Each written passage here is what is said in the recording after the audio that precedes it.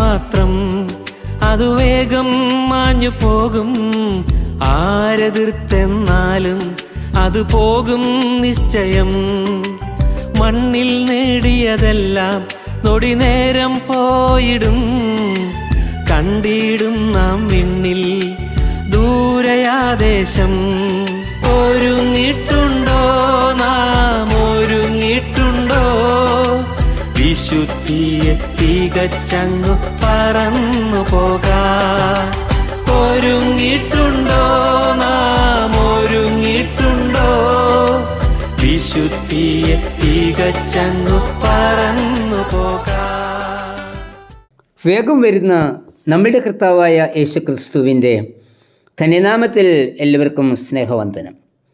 ആഗമനത്തിൽ 4-ാം ഞായറാഴ്ചയായ ഇന്ന് ചിന്തിക്കുന്നത് മാറാനാഥ, നമ്മുടെ കർത്താവ് വരുന്നു എന്നതിനെക്കുറിച്ച്. 1 കൊരിന്ത്യർ 16:22 ഇപ്രകാരം വായിക്കുന്നു: കർത്താവിനെ സ്നേഹിക്കാത്തവൻ ഏവനും ശപിക്കപ്പെട്ടവൻ, നമ്മുടെ കർത്താവ് വരുന്നു. ഓരോ വിശ്വാസിയുടെ പ്രതീക്ഷയുമാണ് കർത്താവിൻ്റെ വരവ്. എന്നാൽ വരുന്നവനായ കർത്താവിനെ സ്നേഹിക്കാത്തവൻ ശാപഗ്രസ്തനാകും എന്ന ഇവിടെ പൗലോസ് പറയുന്നത്. വെളിപ്പാട് 22:20 ഒരു പ്രാർത്ഥനയാണ്. ആമേൻ. കർത്താവായ യേശുവേ വരണമേ. കർത്താവ് തൻ്റെ വിടുവാങ്ങൽ സന്ദേശം നൽകുമ്പോൾ പറഞ്ഞത്: ഞാൻ നിങ്ങൾക്ക് സ്ഥലമൊരുക്കുവാൻ പോകുന്നു. ഞാൻ പോയി നിങ്ങൾക്ക് സ്ഥലമൊരുക്കിയാൽ ഞാൻ ഇരിക്കുന്നയിടത്ത് നിങ്ങളും ഇരിക്കേണ്ടതിന് പിന്നെയും വന്ന് നിങ്ങളെ എൻ്റെ അടുക്കൽ ചേർത്തുകൊള്ളും. യോഹന്നാൻ 14:2. എബ്രായർ 9:28 ഇപ്രകാരം വായിക്കുന്നു: തനിക്കായി കാത്തിരിക്കുന്നവരുടെ രക്ഷയ്ക്കായി അവൻ പാപം കൂടാതെ രണ്ടാമതും പ്രത്യക്ഷനാകും. 2000 വർഷങ്ങൾക്ക് മുൻപ് ബേത്ലഹേമിൽ നമ്മുടെ രക്ഷയ്ക്കായി കന്യകയിൽ ജന്മം എടുത്തവൻ അധികം താമസമന്യേ വീണ്ടും വരും എന്നത് നമ്മുടെ പ്രത്യാശയാണ്, നമ്മുടെ പ്രതീക്ഷയാണ്. കർത്താവ് വരുന്നത് എന്തിനു വേണ്ടിയാണ്? കർത്താവിൻ്റെ വരവിന് വ്യക്തമായ 2 ഉദ്ദേശങ്ങൾ ഉണ്ട് എന്ന് മത്തായി 25:31 മുതൽ 46 വാക്യങ്ങളിൽ നമുക്ക് കാണുവാൻ സാധിക്കും.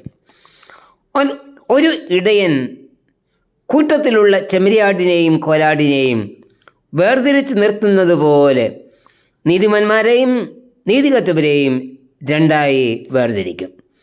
നീതിമാന്മാരോട് പറയും: വരുവീൻ, ലോകസ്ഥാപനം മുതൽ നിങ്ങൾക്കായി ഒരുക്കിയിരിക്കുന്ന രാജ്യം അവകാശമാക്കിക്കൊള്ളുവിൻ.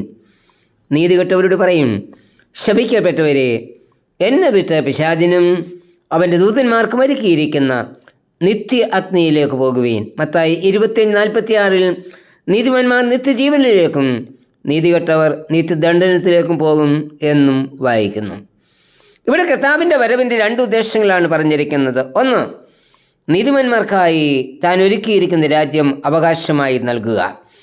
2, നീതികെട്ടവരെ ന്യായം വിധിച്ച് പിശാചിനായി ഒരുക്കിയിരിക്കുന്ന നിത്യ അഗ്നിയിലേക്ക് തള്ളുക. കർത്താവിൻ്റെ വരവിൻ്റെ 1-ാമത്തെ ഉദ്ദേശം നമ്മെ നിത്യരാജ്യത്തിൻ്റെ അവകാശികൾ ആക്കുക എന്നതാണ്. കർത്താവിൻ്റെ ക്രൂശുമരണവും ഉയർത്തെഴുന്നേൽപ്പും കഴിഞ്ഞ് തങ്ങൾക്ക് പ്രത്യക്ഷനായി തങ്ങളോട് കൂടെ ഇരുന്ന കർത്താവിനോട് ശിഷ്യന്മാർ ചോദിച്ചു: കർത്താവേ, നീ ഇസ്രായേലിന് ഈ കാലത്തിലോ രാജ്യം യഥാസ്ഥാനത്താക്കി കൊടുക്കുന്നത്? പ്രവൃത്തി 1:6. കർത്താവ് നൽകിയ മറുപടി: പിതാവ് തൻ്റെ സ്വന്തം അധികാരത്തിൽ വെച്ചിട്ടുള്ള കാലങ്ങളെയോ സമയങ്ങളെയോ അറിയുന്നത് നിങ്ങൾക്കുള്ളതല്ല. 1:7. രാജ്യം നമുക്ക് നൽകുന്നത് എപ്പോൾ എന്ന് അറിയില്ല. എന്നാൽ കർത്താവ് തൻ്റെ തേജസ്സിൻ്റെ സിംഹാസനത്തിൽ ഇരിക്കുന്ന സമയം നീതിമാന്മാർക്ക് ഈ രാജ്യം നൽകും എന്ന മത്തായി 25:34 പറയുന്നത്. ഈ രാജ്യത്തിൻ്റെ പ്രത്യേകത അത് ലോകസ്ഥാപനം മുതൽ നമുക്കായി ഒരുക്കിയിരിക്കുന്ന രാജ്യം ആകുന്നു. ഈ രാജ്യം അവകാശമാക്കുവാൻ നാം എന്തു ചെയ്യണം? റോമർ 13:12 മുതലുള്ള വാക്യങ്ങളിൽ ഇരുട്ടിൻ്റെ പ്രവൃത്തികളായ വെറിക്കൂത്ത്, മദ്യപാനം, ശയനമോഹം, ദുഷ്കാമം, പിണക്കം, അസൂയ എന്നിവയെ വിട്ടുമാറി വെളിച്ചത്തിൻ്റെ മക്കളായി കർത്താവായ യേശു ക്രിസ്തുവിനെ ധരിക്കണം. കർത്താവിൻ്റെ വരവിൻ്റെ 2-ാമത്തെ ഉദ്ദേശം നീതികെട്ടവരെ നിത്യദണ്ഡനത്തിലേക്ക് അയക്കുക എന്നതാണ്. വരുന്ന കർത്താവ് ന്യായാധിപൻ ആണ്. കർത്താവിൻ്റെ ഒന്നാമത്തെ വരവ് പാപ അവസ്ഥയിൽ വീണുപോയ മനുഷ്യജാതിയെ വീണ്ടെടുക്കുക എന്നതായിരുന്നു. അതിനായി ക്രൂശിൽ തൻ്റെ രക്തം നമുക്കായി ഒഴുക്കി. യേശുവിൻ്റെ രക്തം സകല പാപവും പോക്കി നമ്മെ ശുദ്ധീകരിക്കുന്നു. ആരും നശിച്ചു പോകുവാൻ കർത്താവ് ആഗ്രഹിക്കുന്നില്ല. അതിനാൽ മാനസാന്തരപ്പെടുവാനുള്ള അവസരം നമുക്ക് നൽകി തൻ്റെ പുനരാഗമനം താമസിപ്പിക്കുകയാണ്. മനുഷ്യനെ ശിക്ഷിക്കുന്നതിനു വേണ്ടി അല്ല നിത്യാഗ്നി ഒരുക്കിയിരിക്കുന്നത്. മത്തായി 25:41 പറയുന്നത് പിശാചിനും അവൻ്റെ ദൂതന്മാർക്കും ഒരുക്കിയിരിക്കുന്ന നിത്യാഗ്നി എന്നാണ്. എന്നാൽ അവസരങ്ങൾ ലഭിച്ചിട്ടും മാനസാന്തരപ്പെടാതെ, രക്ഷിക്കപ്പെടാതെ, ഇരുട്ടിൻ്റെ പ്രവൃത്തികളെ ചെയ്തുകൊണ്ട് അനീതിയിൽ ജീവിക്കുന്ന എല്ലാവരെയും അന്ന് ന്യായാധിപനായ കർത്താവ് ന്യായം വിധിക്കും. വെളിപ്പാട് 20:13 മുതൽ 15 വരെയുള്ള വാക്യങ്ങളിൽ പറയുന്നത് ഓരോരുത്തനും അവനവൻ്റെ പ്രവൃത്തികൾക്കടുത്ത വിധിയുണ്ടാകും. മരണത്തെയും പാതാളത്തെയും തീപ്പൊയ്കയിൽ തള്ളിയിടും. ജീവപുസ്തകത്തിൽ പേരെഴുതി കാണാത്ത ഏവനെയും തീപ്പൊയ്കയിൽ തള്ളിയിടും. വെളിപ്പാട് 22:12 വാക്യത്തിൽ കർത്താവ് പറയുന്നത് ഇതാ ഞാൻ വേഗം വരുന്നു, ഓരോരുത്തനും അവനവൻ്റെ പ്രവൃത്തിക്ക് തക്കവണ്ണം കൊടുപ്പാൻ പ്രതിഫലം എൻ്റെ പക്കലുണ്ട്. അവൻ്റെ വരവിൽ നമുക്ക് ലഭിക്കുന്ന പ്രതിഫലം നിത്യജീവനോ നിത്യദണ്ഡനമോ?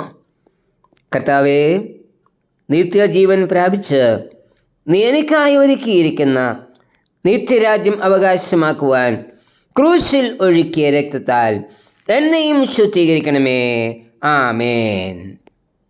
ഒരുങ്ങിട്ടുണ്ടോ നാം, ഒരുങ്ങിട്ടുണ്ടോ? വിശുദ്ധിയെ തികച്ചങ്ങു പറന്നു പോകാം. ഒരുങ്ങിട്ടുണ്ടോ നാം, ഒരുങ്ങിട്ടുണ്ടോ?